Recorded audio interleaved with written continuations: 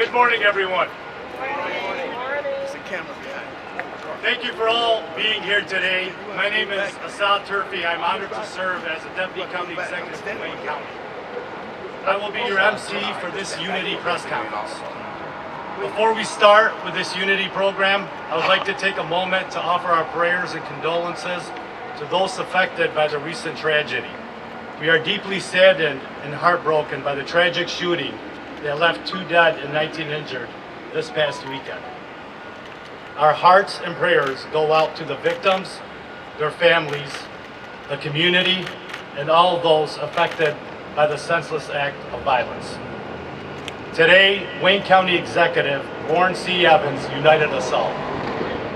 We are gathered here to rally our communities and unite in support of 3 exceptional candidates who embody the principles and shared life experiences of many minority communities. Today, we are proud to be joined by members of the African American community, the Arab American community, the Asian American community, the Latino American community, the Jewish American community, the Muslim American community. Together, we all Americans and love this country. That's right.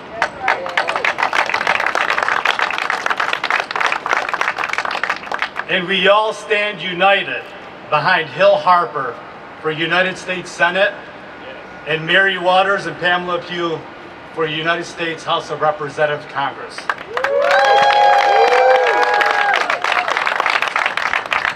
These candidates understand the personal challenges faced by communities that have been disenfranchised and marginalized.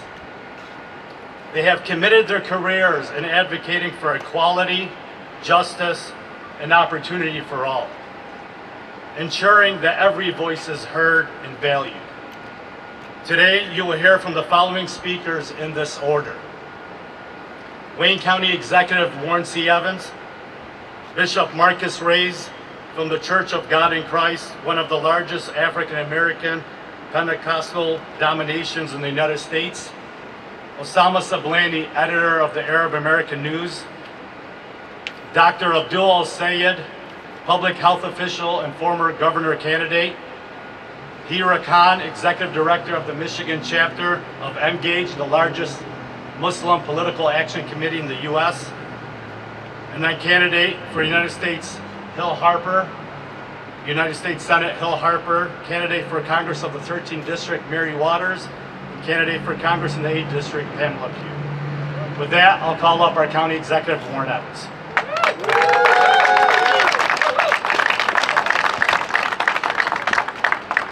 I don't think anybody could have said it much better than Asad. We're here to show unity for 3 candidates at the federal level that are critical to our futures and our survival. They really are. If you look at Michigan, you will see that there has been a significant reduction of people of color, marginalized communities in terms of Congress, and that's got to change. We're in a much worse place now than we were many years ago. And the reality is we have great candidates, and we're here to talk about them today. For the United States Senate, we need Hill Harper to be our representative in Lansing. We need Mary Waters, who's a councilwoman in the city of Detroit, but has legislative experience in the State House, to be our congresswoman from the 13th Congressional District. And Pamela Pugh, Dr. Pamela Pugh, to be our representative from the 8th Congressional District in Lansing and Flint area. Yeah. It's critical. Yeah. Now, somebody has to be the one to talk ugly, so I will do it. There is and has been for a while I think, systemic lessening of interest in minority communities at the federal level, or at least local politics that affects the federal level.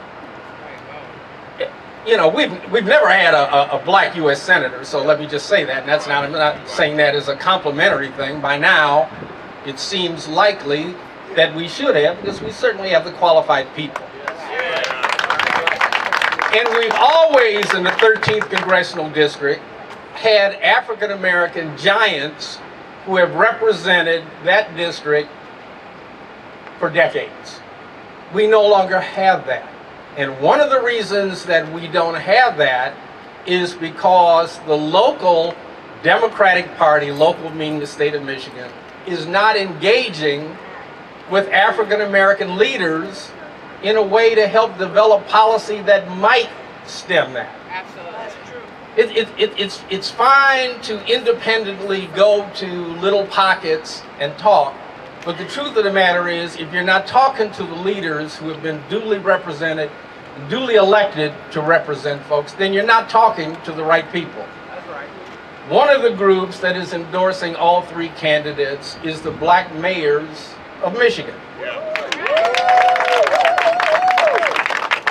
At local levels, we have 16 or 17 black mayors in this state. And for those who look at the word when you say black, that it has to be a black community, that's not true. It's true in some cases, it isn't in others. Pleasant Ridge, I don't think it's predominantly black. No. Lathrop Village, a number of others. We have 16 or 17 people of color who have been elected by communities that were not necessarily of color, but got a chance to understand and know who they were and vote for them because of who they are. At the state level in the Democratic Party, that same kind of connectivity has not occurred to help promote people of color to U.S. congressional seats and senatorial seats. And that's just wrong. I'm not saying it's a conspiracy. I don't know what it is, but it's obvious to me that it's a problem. And it's obvious to many of us here because this is a unity group. This is not all about African Americans. This is about people who care for their communities, and their communities have often been marginalized. And we are seeing that so many of the issues we're actually like this on, not like this. And people need to see that creating those kinds of relationships where we are talking to each other, not through each other or over each other, is what's necessary if the Democratic Party is going to be successful going forward in any significant way. To me, it's so obvious that I'm confused as to why we're seeing it. That has to be because people just won't overtly talk about what they believe. They're hiding from the discussion, which is, that's not really where we are. I mean, we have tons of women that are elected, and I'm glad they are, and I've voted for most of them. But they're not women of color. Come on. They're women. Speak. And we have a real problem with voting for men of color. Why? Because it's not being promoted in the Democratic Party the way that it ought to, in my humble It's the truth. feeling. That's right. And so I'm hoping that after we get out of the hot sun here in a little while, we're all engaged enough to understand sometimes you're preaching to the choir, and this is the choir here. But the choir's got to go out into the congregation and grab people by the arms, start with the arms. If you can't, then go up to the throat. And understand that in the election that we have coming, there is no excuse not to vote. It is not a voting day, it's almost a voting month. You have the opportunity to vote so many times, so many places, so many opportunities, that we really have to be about the business of getting these candidates elected. And I'm not going to stand here all day because these candidates and others want to speak. But I am just happy to be able to be here and help facilitate these candidates, getting them out there, and understand, I think I'm a kind of a critical person when it comes to analyzing situations. These folks are top-notch candidates. Yeah. And for those who have this stereotypical thing in their mind that somehow you have to reach a different level if you're going to be an African American, what different level is there? These are all top-notch candidates who are working night and day to try to expose themselves to an electorate that needs to know them better and needs to get in support and behind them. Yes, sir. All right. Now let me look at my notes, which I didn't look at at all. I want to bring up the first of a group of speakers, and I think they'll all nail it by speaking to the point.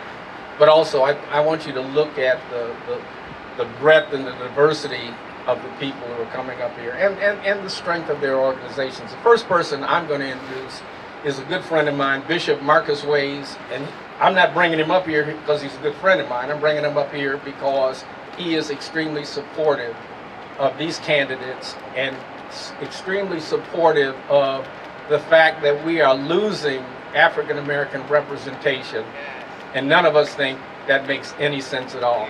Bishop Marcus Ways. Thank you, my county exec, Warren Evans. God bless and blessings to each one of you. The Church of God in Christ is an international organization that represents about 6.5 million persons. We're in over 100 countries, inclusive of the United States of America. Bishop J. Drew Sheard, of whom I'm standing representing, not only is the presiding bishop of the church, but he also serves, there's a Michigan Canadian Council of Church of God in Christ bishops. We represent, it's an amalgamation of Episcopal leaders, bishops that represent about 400 churches in geographical state of Michigan. Let me be clear that the Michigan Canadian Council of Kojic Bishops has an independent PAC, Political Action Committee, that has been convened and did strategic work to search out the best and the brightest for which our independent Political Action Committee would support and throw its weight around. The Bishop Percy Henderson heads that PAC. I'm the co-chairman with him. After much deliberation, we landed, not only County Exec Warren Evans are the mayors, the black mayors, supporting and endorsing these three individuals, but the Church of God in Christ Michigan Canadian Political Action Committee endorses the same three. Brother Hill Harper, that's right, the same three individuals among others. Brother Hill Harper, you all, let's just be clear, all right, he graduated undergrad from Brown University, all right, at magna cum laude. He went on to go to Harvard, Harvard Law School, not just a graduate degree program, has an earned Juris Doctorate degree, all right, and there he graduated with the distinction of cum laude distinction. Wow. Those are the credentials that presidents, all right, are made of. That's right. Our sister, Dr. Pam Pugh, who is a member of the Church of God in Christ, all right, you have to know she's a scientist. And if it had not been for the work that Dr. Pam Pugh did in Flint, Michigan, during the worst water crisis this country has ever experienced, all right, and you all know about that, it was Dr. Pam Pugh who stepped to the plate and scientifically added her credentials and her expertise to ensure that persons of color and every resident of Flint would be served proper, good, clean water. She, for 10 years, has served as on the State Board of Education. She currently chairs that State Board of Education. She's a member of the Church of God in Christ, certified, qualified family lady, and she's a community activist. My friend, Sister Mary Waters, who we believe will be elected and needs to be elected as the next Congresswoman representing the House for the 13th District. All right, there's no other community activist and warrior and supporter. If you need somebody to fight for you, you get a Mary Waters, and she will fight for all of us. So In my brief remarks, it is from that perspective, and the Political Action Committee of the Michigan Canadian College of Bishops has been very strategic and intentional in putting our arms around these persons and others, because we know and believe they will represent us well. Thank you for these remarks.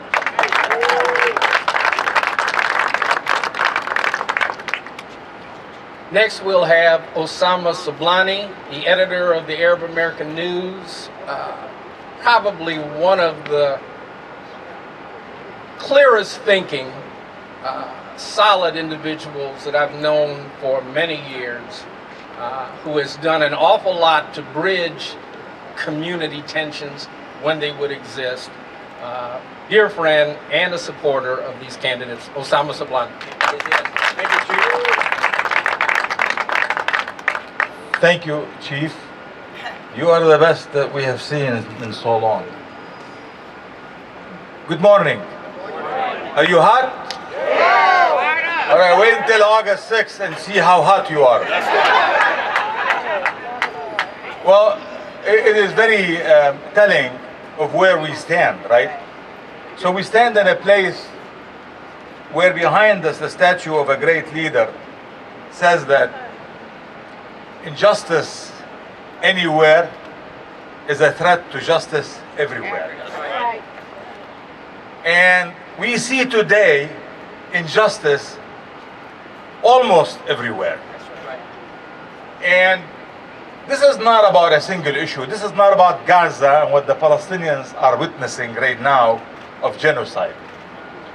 It is more about the direction of our country and the best politicians that money can buy. It is about the government that we brag about, for the people, by the people. It is no longer this way. It's not by the people, but it's for the people by the lobbyists. And we can't afford that anymore. We cannot afford it because we can stand here and scream as much as we can, but I think the loudest voices are in the ballot box. And I say this to our African American, Arab American, Muslim Americans, Latino Americans, Jewish Americans, all Americans. It is not the time to scream. It is the right time to vote. And I do not see myself as an Arab American. When I look at Hill Harper, Mary Waters, Pamela Pugh, I see myself in their eyes. It is not about color, it's about issues, it's about our representation. So please, if you wanted to do us a favor, you vote. And like the chief said, you don't need to vote on August 6th only. Between now and August 6th, we can make the difference. And if we do not make it, we better be silent, because we cannot speak after August 6th. So do I have your commitment that between now and August 6th, we will make a difference and vote for Hill Harper, vote for Mary Waters, vote for Pamela Pugh, make our country better, make our community better. It's about education, it's about healthcare, it's about us. It's not about everyone else but us. And it is just us, not only just us, but it's about justice for everybody. Thank you very much.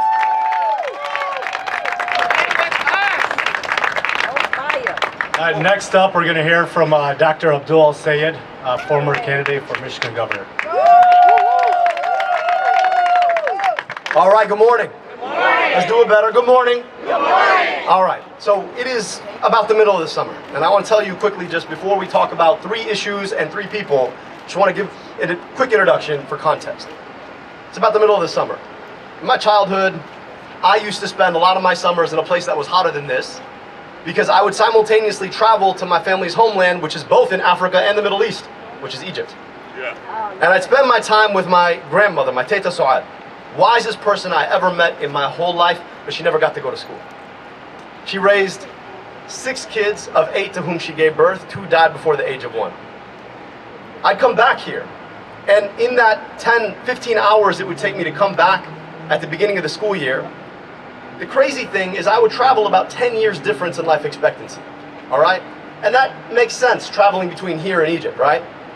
But here's something I want you all to understand. You don't gotta go 10 minutes from where we stand today or where I grew up to any neighborhood in the city and travel the same 10-year life expectancy gap. And the thing about it is, I don't know how I would have explained that to my grandmother. And that comes back to 3 issues. Health. Yeah. Fair housing. Yeah. And the dignity of a hard day's work. And today we're talking about 3 candidates who understand those things. They have been fighting for them throughout their career. They have prepared to fight for them. They understand the policy and are willing to go into the politics to deliver access to those things. They understand that you should not be able to drive 10 minutes anywhere in these United States of America, in the richest, most powerful country in the world, and cross chasms of life expectancy. They understand that every baby born ought to have equal access to a future we all want for all of our kids. They understand that without health care, without fair housing, and without celebrating the dignity of a hard day's work, that we aren't ever going to get there. So today, we're talking about 3 people who want to do that work. Mary Waters has been doing that work in this city since before I was born, since I was taking trips to Egypt. All right? Pam Pugh, she did all the work that it took to understand these issues at a scientific level. And Hill Harper, I gotta tell you, I got to know Hill as he was thinking about this race, all right? And as I was talking to him, I asked him, you got a great career as an actor, why would you do this? And he told me something profound, and I never really put this together. He said, listen, I spend my days trying to empower people to feel things so that they can be entertained. And that's important. But imagine working to empower people to feel things so that we together can do things so that a lot of people out there don't have to feel the rough edges of not being able to get the health care they need, of not knowing whether or not they're going to be able to pay their rent, of knowing that their employer could take their job in an instant. That's right. That's the work that they're putting in. So we're here today for 3 reasons, and I want to finish on a final note. It's not lost on me that when I would travel to Egypt, I was across the way, a very thin border, from a place where our government actively drops bombs that we create here on people. And here's the thing about it. A lot of people want to tell you about healthcare, housing, and the dignity of a hard day's work. But those same people say, we're going to get to it. We just don't have the money right now. And you ask yourself, where does that money go? Because this is the richest, most powerful country in the world. If I told my grandmother we didn't have time for healthcare, housing, and a hard day's work, she'd be like, what are you talking about? That's the United States of America. And it's because our leaders tell us that it is more important for us to invest in the means of dropping bombs abroad than providing healthcare, housing, and a dignified workday here at home. And these folks understand that. Because it shouldn't matter if you're talking about Egypt or Detroit, shouldn't matter if you're talking about Flint, shouldn't matter if you're talking about Benton Harbor. Everybody deserves those basic things, and if we invest here, because we see the dignity in one another, we can get there. That's right. These 3 candidates understand that. These 3 candidates deserve and have earned all of our votes. And you see a diverse group of people here because we are the people who too often bear the brunt of the lack of access to those things. These folks understand that. They've been out in our communities. It is time for us to dignify our votes by lifting them up and giving them to Mary Waters, Pam Pugh, and Hill Harper. Now, I'd like to introduce somebody who's been doing all that work at the ground level, mobilizing the Muslim American community. Hira Khan is the executive director of Engage Michigan. Hira, come on up. Thank you, Doctor. And assalamu alaikum, everyone. Peace be upon you all. First and foremost, I just want to say how much of a blessing it is to be standing here in community with you all. And I want to thank Mr. Evans for his leadership in bringing all of us together today. So please. Please allow me to introduce myself. My name is Hira Khan. I am the Executive Director of Engage Action at Engage PAC here in Michigan. For those of you that don't know, Engage is an organization that works to mobilize the Muslim community and educate them about their civic duty and rights. MGage also works to build policies and support candidates that share our vision of an inclusive democracy. And on the note of inclusivity, what many of you may not know is the Muslim community is actually the most diverse faith-based community in the country. And contrary to popular narratives, the Muslim population looks remarkably diverse as this audience here, with all ethnicities and all peoples from all walks of life. That's right.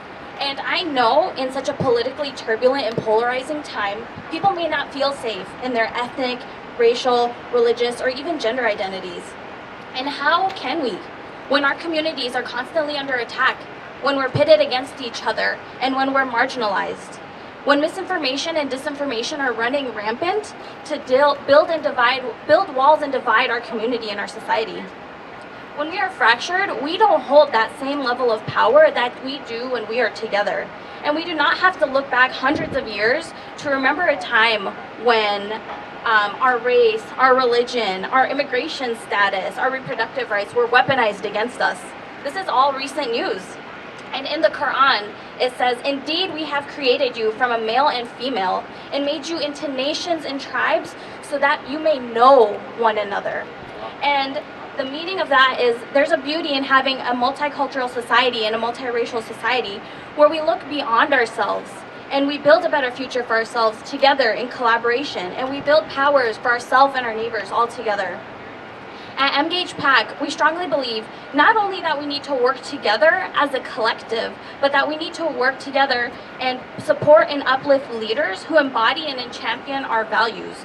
We want to see leadership in Michigan that listens to the voices of every member of the community. We want to see leadership that serve the Michigan community and not outside interests or special interest groups.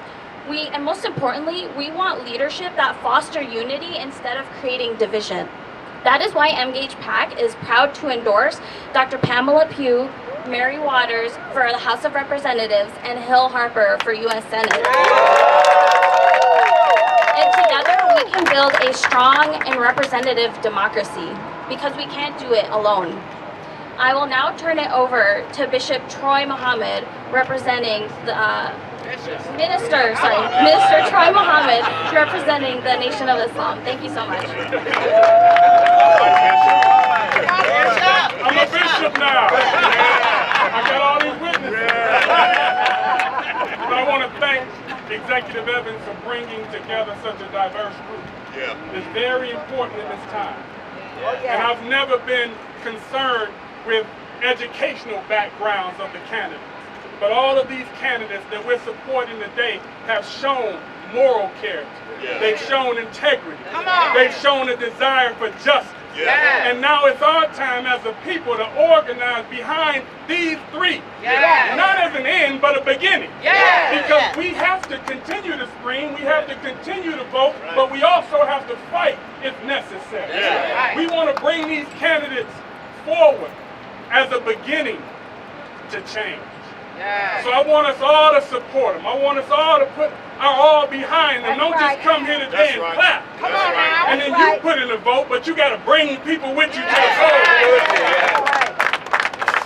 You know, I've known Mary for a long time. She's always in the community. I wasn't across seas, but Hart Plaza is where I would come every Friday and Saturday to hang out as a kid. So I understand some of the bombs. Bombs that's being dropped on people in Palestine. Bombs that's being dropped in the area of education, housing, low income, poverty, war. So it's bombs all over the place. And this team of people, this beautiful people that the executive have brought together today are the people who can change the tide. That's right. So let's do it, y'all.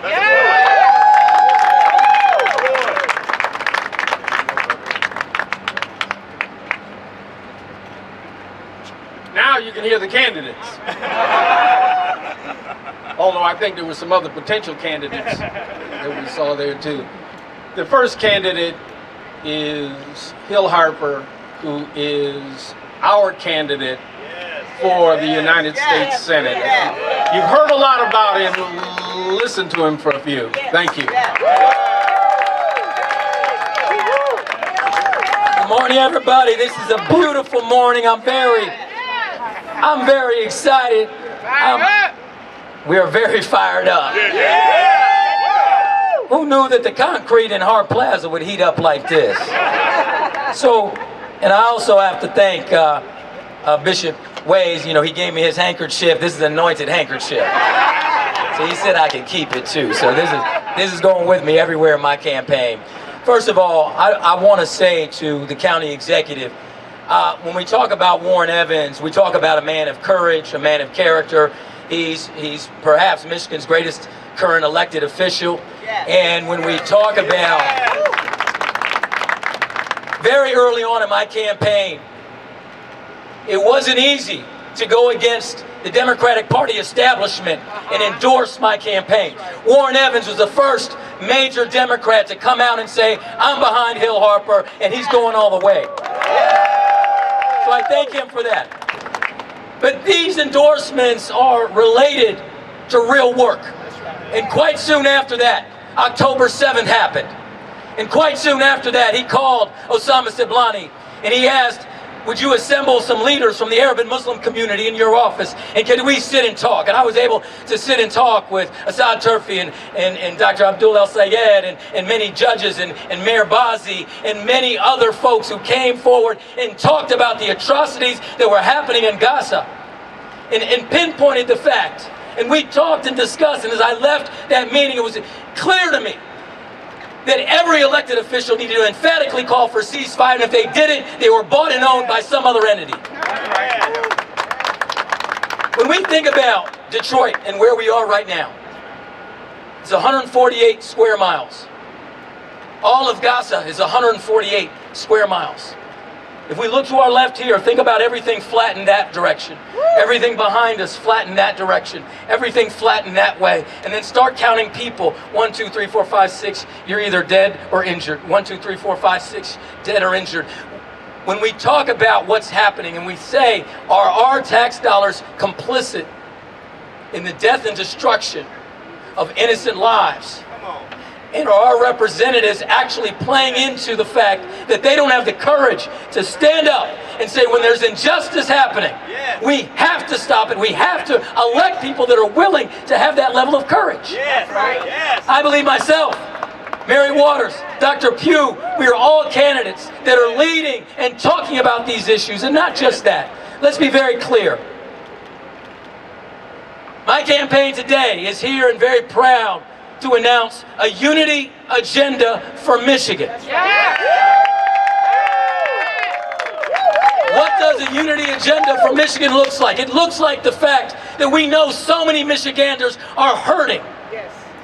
60+% of Michiganders are living paycheck to paycheck.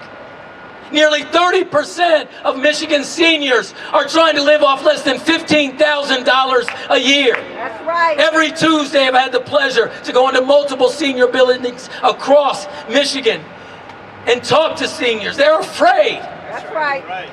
We have to protect our most vulnerable communities. We have to fight for them and advocate for them. That's right.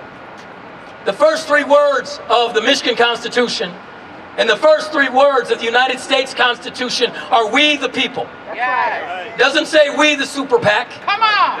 It doesn't say we the big donor. It doesn't say we the politician or we the political party. That's right. It says we the people, and we need to put people first in all that we do. So, what does that look like? It looks like, number 1, taking care of health care. We need Medicare for all that includes mental health care, vision care, dental care. We can get this done, but we need to elect people who are willing to do that. That's right. Now let's talk about gun violence. Woo. About 4 weeks ago, I was on the east side of Detroit to clean up a building on Cadju, just blocks from where this tragic shooting happened early Sunday morning. Walked into the building, the walls were covered in black mold. Woo. We got our bleach, we started trying to clean the black mold, walk into the apartment unit with the young mom, 4 kids. They're sleeping on stuffed animals that are filthy. I say, man, what's going on? She said, we can't afford beds. And I walk into the kitchen, the stove burner's on. I said, ma'am, you can't leave the stove burner on just 24/7. It could destroy. She said, if I turn it off, it won't come back on. I walk over to the sink, turn the faucet, no water comes out. This is how many Michiganders are living. Yet our representation ignores their very existence. Why? Because in the vast majority of zip codes that are at or below the poverty line, voter turnout is less than 5 or 6%. And you know why that is? It's because no one is actually showing up and speaking to these people. No one's allowing them into the conversation. No one's hiring them in their offices. We have to unify this state. We have to unify coalitions. And we have to represent the most vulnerable among us. So a unity coalition looks like a massive amount of African American voter turnout and representation, a massive amount of Arab and Muslim voter turnout and participation, a massive amount of immigrant, Latino, Asian community, a massive amount of young people and progressives, massive amount of environmentalists who care about the future of our water, clean air. That's a winning coalition in the Democratic Party. That's a winning coalition in Michigan. That's a winning coalition for all of us. And so as I finish, we're standing here in Hart Plaza. And we have to say this. Michigan's greatest senator in history was Phil Hart, the senator that this plaza is named after. And Phil Hart was considered the conscience of the United States Senate. And whoever wins this open U.S. Senate seat here in Michigan, their office will be in the Phil Hart building in Washington, D.C. Why? Because the senior senators want their offices in the Capitol. And the Phil Hart building is off the Capitol. So when my former Harvard Law School classmate Barack Obama was elected to the United States Senate, and he was the junior senator from Illinois, and he said, "Hill, come on and visit me in the office," I went to the 7th floor of the Phil Hart building to visit him in his office. Michigan cannot send a U.S. senator to the Phil Hart building with the first truly open U.S. Senate seat in Michigan in 2.5 decades that doesn't even represent the values of Phil Hart. I need to say that there's a real choice in this election. It's not just names on the ballot. My opponent in this election did not co-sponsor Medicare for All in the 117th and 118th Congress. My opponent in this election did not co-sponsor the George Floyd Justice and Policing Act. My opponent in this race did not co-sponsor the Cannabis and Expungement Act. My opponent in this race just made a disastrous vote last week to not give the State Department funding to certify the Gaza Health Department Ministries' injuries on death totals. How do you make that vote? How do you make the vote to sanction the ICC when they truthfully and honestly looked at the record and deemed Netanyahu's actions as crimes against humanity and war crimes? How do you make the vote a week before that to vote for FISA 702, which allows for warrantless surveillance of American citizens, when we know who's targeted from those surveillance? Black, brown, Arab, Muslim, targeted with warrantless surveillance. So when we talk about this election, it's not just performative. It's not just an idea that there are two names at the ballot at the top. It's not just that you're either going to fill in one or the other. It's the fact that this election is truly a matter of life or death. And I say that without hyperbole or exaggeration. When we fight, we win. When we fight, we win. When we fight, we win. When we fight, we win. Let's go fight. Let's win this August 6th.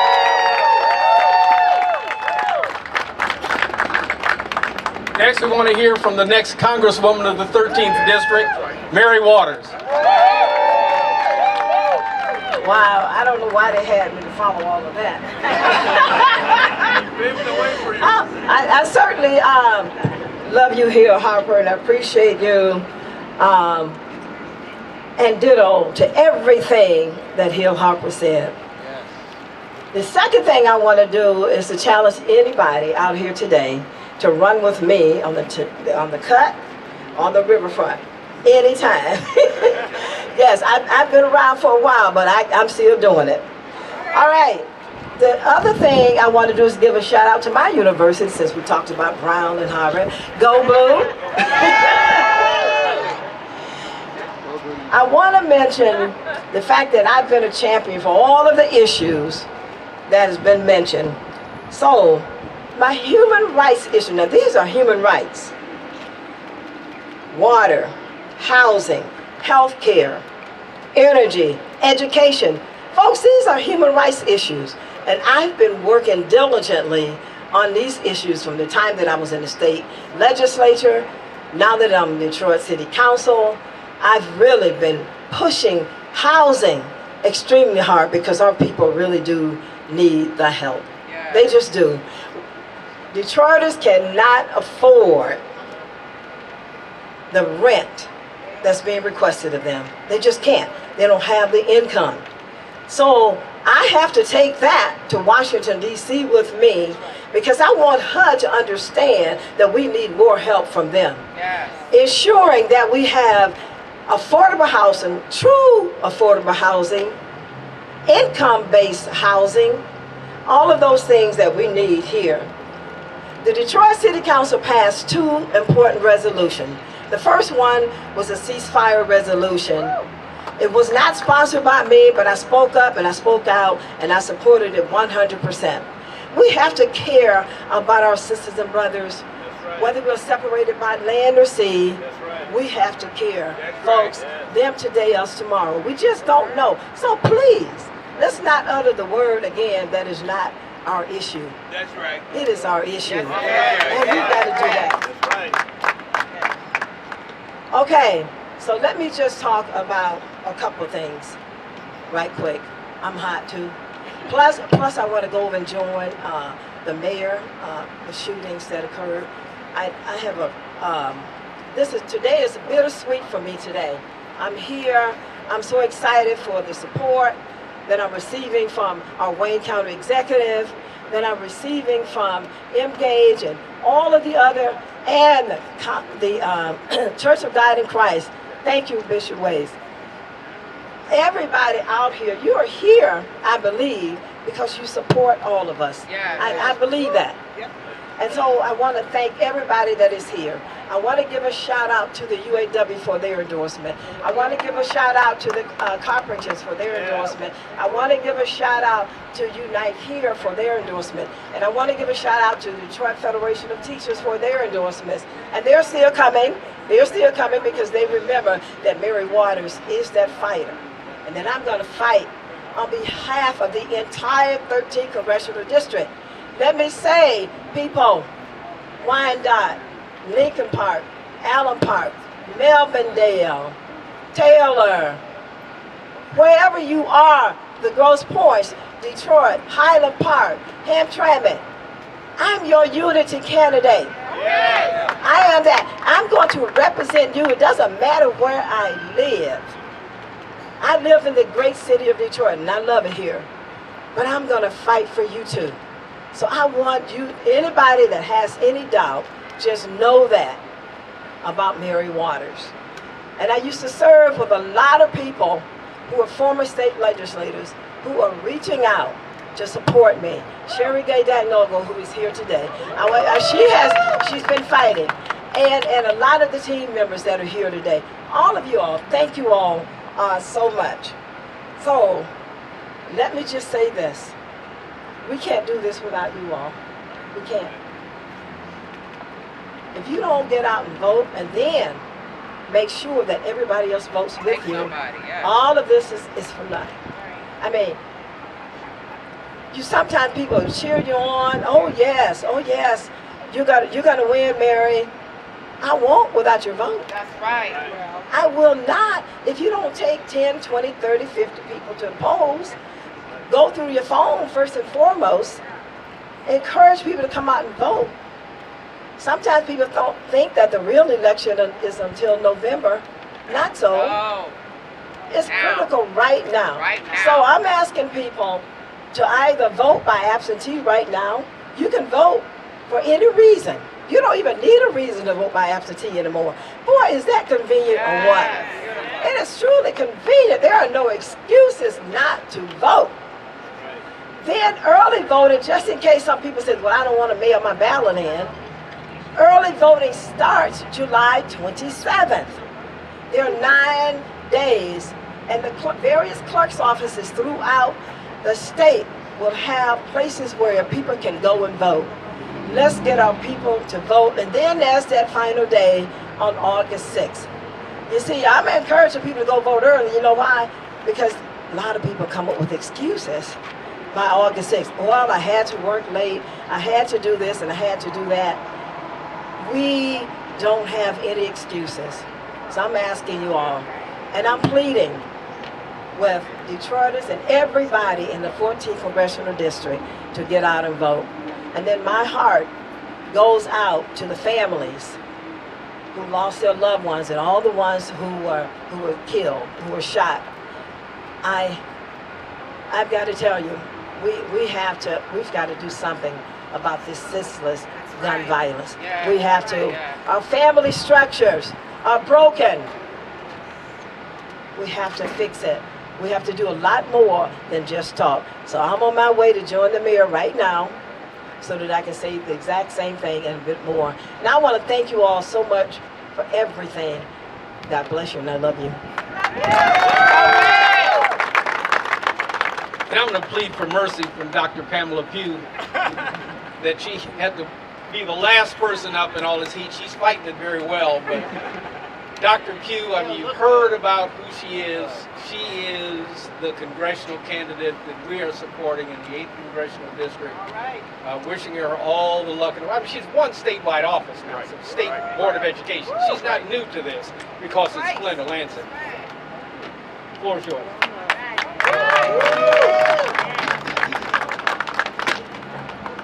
Good. I think it's still morning. Detroit. My name is Pamela Pugh, and I am running for U.S. Congress for Michigan's 8th Congressional District. I was born for this. I was prepared for this. Bishop Ways, I thank my community that is vast and it is deep. I want to thank our county executive, and yes, I call him our county executive, Warren Evans. I thank Osama Sablani, the Arab American community that has had my back. I am a public health expert. I have a degree in chemical engineering. I have, from Florida A&M, Alicia Bell. I have a Master's of Science, next Congresswoman Mary Waters from University of Michigan, a doctorate in public health from University of Michigan. I am prepared for this. And I will tell you what has helped to prepare me from this. As a little girl, my father and my mother moved here from the South. I was born in a place called Newton, Mississippi, near Shibuya, Mississippi, where my grandfather had to build a schoolhouse, a one-room schoolhouse for the children and for the church members to be able to send their children to school. And when we got here, we continued to fight for civil rights. I was beating the pavement for local Board of Education members all the way up to the federal government. I remember as a child how we built coalition up and down the 75 corridor, working for Rainbow Push Labora, making sure that we were connecting communities, Saginaw, Flint, Detroit, and then across 94 and 69. I remember that. I am built for this. I am prepared for this. We are at an inflection point. When we look at our communities, where I live, which is Saginaw, the district represents Saginaw, Michigan, Saginaw County, Bay County, Midland County, and Genesee County, and a little bit of Tuscola County. Where I live, and I want to say hello to our tracker there as well. But where I live, always, anyway, but the income level, the gulf between the haves and have-nots has continued to grow. Where in our district, the poverty level is 10%, which is good. We don't want to see poverty anywhere, but when you talk about the U.S., when you talk about the state, we fare better as a district. But when you go inside of that district, when you go to Saginaw,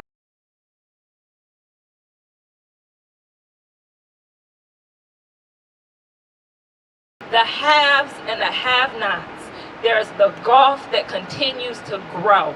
And even worse than that, there are those who are standing in that gap, protecting the status quo. Yes. And I will tell you, Detroit, that I'm up in Saginaw, Michigan, Flint, Michigan, making sure that we are pushing back on those who will protect the status quo. We are building a coalition that is global.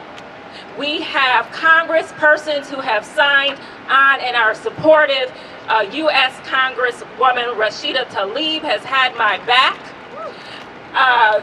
We just signed on Ro Khanna, but more important, we have Engage.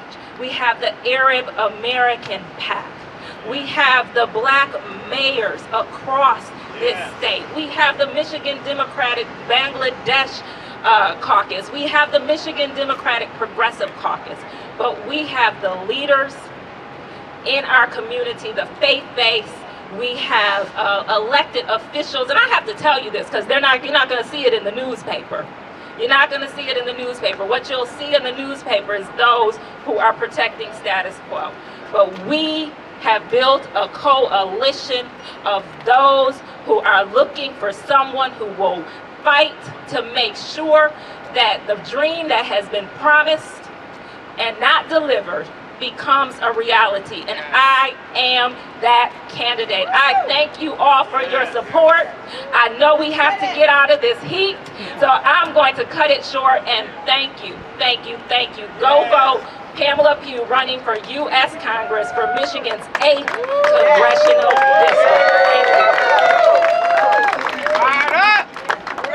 Folks, I'd be remiss if I didn't give Nasser Beydoun, who was a candidate for the U.S. Senate and is now supportive of Hill Harper.